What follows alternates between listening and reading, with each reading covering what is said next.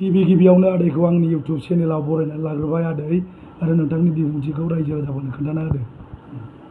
खुलुमबाय मानगोनां जोंनि गेरेमसा फंबाय इउटुबारखौ गिबियावनो साबायखर हामलायथि जासिबाय आङो आंनि गोसो गोरबोनिफ्राय हामलायथि जासिनायजों दायो बिथाङा आंनावहाय सोंनाय जादों सोंनो नागिरदों जोङो 5 थारिख शुक्रबारावहाय जोङो दिल्लीयावहाय दहरना होनो थाखायहाय जोङो ओंखारबोदोंमोन बनसुनि दैदेननायावहाय जोंनि बनसुनि आफादगिरि नेहाथारि जिल्लानि आरो ब्लकनि आरो गासैबो समस्ति लेभेलनिफ्राय लिडारफ्रा जोंखौ लाबोनानैहाय बेबायदिनो जोङो ज' ट्रेनाव गाखोबोनानैहाय जोङो दिल्लीयावहाय सफैदों। सफैनानै जोङो हरसे थानानै अखानायै जोङो जन्त्र मन्त्रआवहाय जिहेतु बनसुनि थांखि बायदियै जोङो हाबाफारिखौ लानानैहाय जोङो ज' जादोंमोन। ज' जानानै जोङो दहरना होबाय। दहरना होनानै जोङो बेबायदिनो 1 घन्टासो जोङो समखौ मोननो हादों ना 1 घन्टाखौ जोङो समखौ मोननायावहाय जोङो मिथिनो मोन्दों जोंनि जिनाखि बनसुनि आफादगिरि बिथां मानगोनां आफादगिरिया जोंनो गिबियाव मिथिंनि सिगांनो खोन्थाखादोंमोन मोनसे बिसयखौहाय जे बेबायदि जोंनि सायावहाय जानो हागौ सम्भाबना जोङो गासैखौबो मिथिजोबखाबाय आरो खबर मोनफैबाय जोंनि दहरना होनायखौ जोंनि बड'लेण्ड बिनो फैनायखौहाय मोजां मोनि माखासे सुबुंफोरबो दं होननानैहाय बे मानसिफ्रा बेबायदिनो बेहा नुजाफैनानैहाय माखासे अबजेक्सन खालामनो हागौ नङाला खालामबाय जोङो गासैखौबो मिथिजोबखाबाय होननानै जोंखौ मिथिखादों। पुलिस प्रसासनफ्रा जोंखौहाय हमनानैबो लांनो हागौ दोनहैनोबो हागौ जोङो ज' थांनांगौ गिनांगौ गैया जेबो उसुबिदा नङा रावबो गिनो नाङा बेफोरबायदि जोंनो मिथिखानाय बायदिहाय थिग बेबायदिनो 1 घन्टानि एसे बारासो समनि गेजेरजोंहाय पुलिसफ्रा ओरैबो सिआरपिएफफोर आरो बिएसएफफोर आरो बेबायदिनो गोबां बे दिल्लीनि प्रसासनफ्रा सारिगिदिं बेंखननानै लावथि लानानै जोंखौहाय हमैहाय गारियावहाय जोंखौ सोनानैहाय बेबायदिनो मन्दिर मोनसे गिदिर बेबायदिनो मन्दिर होननानै बुंदों बे जाहैबाय जेलखाना ना मा बे जायगायावहाय जोंखौ लांनानैहाय 8 घन्टासो जोंखौहाय दोनहैनाय जादों। हमना लांजेननायनिफ्राय जोंखौ फंसेबो बुवाखै फंसेबो लाठिचार्ज खालामाखै। बिसोरो बुंदों जोंहा जेबो बुंनांगौ खोथा गैया नाथाय नोंसिनि आसामनिफ्राय बेबायदिनो मेसेज फैदों बे मेसेज फैनायखाय जोंहा बायध'था जोङो कानुनखौ जाफुंहोनांगौहाय जोङो बे खामानिखौ मावनांगौ जाबाय जे जोंहा जेबो बुंनांगौ गैया नोंसोरो आयेन बायदि आपादक्थ टाइमसिम नोंसोरो थांनानै थाहैथ'नांगोन जोङो रिकुवेस्ट बेबायदिनो पुलिस प्रसासना जोंखौ गासैखौबो बुंनाय जादों। बे मथेहाय जोङो डिसिसन लाबाय ज' थांनांगौ होननानै जोङो थांनानै 8 घन्टासो थाहैनानै बेबायदिनो 6:30 बायदि समावहाय बेबायदिनो जोंखौ रायजो राजा गासैखौबो जोंखौ हगारनाय जाबाय आरो बेनि सिगां जोङो जेल सिङावनो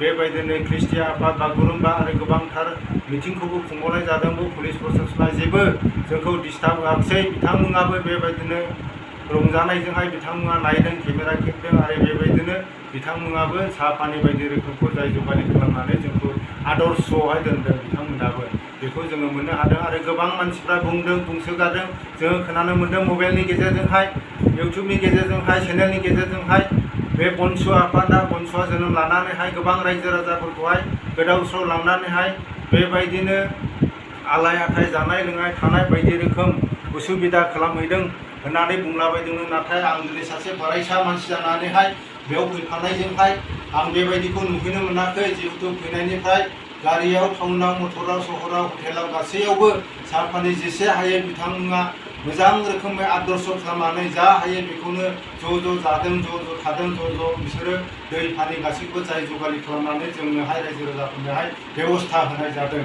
नाथाय बुंसोगारो मानसिफ्रा जानाय लोंनाय बायदि रोखोम आलाय आथाय खालामहैबाय होननानैहाय बिनि दायाव उसुबिदा जानांगौब्ला बेखौहाय दावराय देखाय नङाब्ला सानसुमा खुंगुर सारखौहाय दाय खालामनाय जागोन होननानै गोबां मानसिफ्रा बुंसोगारदों होननानै जोङो खोनादों। नाथाय बिथांमोननि दाय गैया।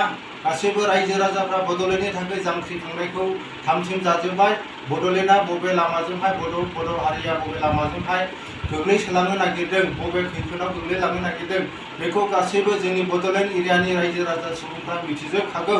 बेखौहाय जुदिअ मिथिजोबखानायनि गेजेरजोंहाय बेबायदिनो दिनैहाय खैफोदनिफ्राय बोरै बासायनो हायो बोरै बारग'नो हायो बेखौ सिन्था धारना खालामनानै गासैबो बनसु आफादा जोनोम जानायजों लोगोसे रायजो राजाफ्रा बिथांमोनखौ जे मदद होनो थाखाय थामथिम जाबाय आरो खावलायदों रायजो राजाफोरखौ जोंनि बर' माहारिया बबे आलौखनाव गोग्लैलांनो नागिरदों बेखौ गासैखौबो मिथिजोबखानायखाय जे जोङो बनसु आफादखौहाय जोंनि गासैखौबो दैदेनगिरिफोरखौ जोङो जेसे हायो एसे रायजो राजाफ्रा मदद होनांगौ, हेफाजाब होनांगौ आरो जेसेबां समसिम आन्दलना जालांबाय थागोन बे आन्दलनाव जोङो आवगायलांबाय थागोन। जोङो सोरबा सासे माबा बुंनायखौ जोङो मानिनाय नङा, सोरबा सासे माबा बुंनायखौ जों गाज्रि मोननाय नङा।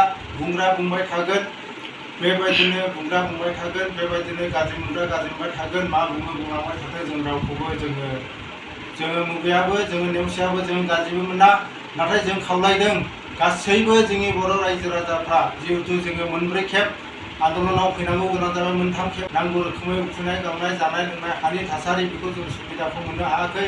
आरो बिनि उनावहाय जोंनि 6 बोसोर बेबायदिनो बेलथिया आन्दलन खालामनानै बिसिखौ सक्ति खालामबाय। बिटिसिखौ सक्ति खालामनायनि गेजेरजोंहाय जोंनि हाग्रामा महिलारि सारा मोनब्रै डिस्ट्रिक्टखौहाय काउन्सिल हिसाबैहाय टेरिटरि काउन्सिल हिसाबैहाय मोजां रोखोमै दैदेननायखौ गोबां रायजो राजाफ्रा नुनो मोन्दों। जे जा हायो बिथाङा सेक्रिफाइस खालामनानै एसे एनै डेभेलपखौ मावदों। लामा सामा बान्दो बेबायदिनो बिथोरि गामिफ्राव दै बायदिसिना जाय जगालि खालामनानै बे मोनब्रै डिस्ट्रिक्टखौहाय जेसे सम मोनदों बेखिनि समखौहाय बिथाङा मोजां रोखोमै मावनानै होदों।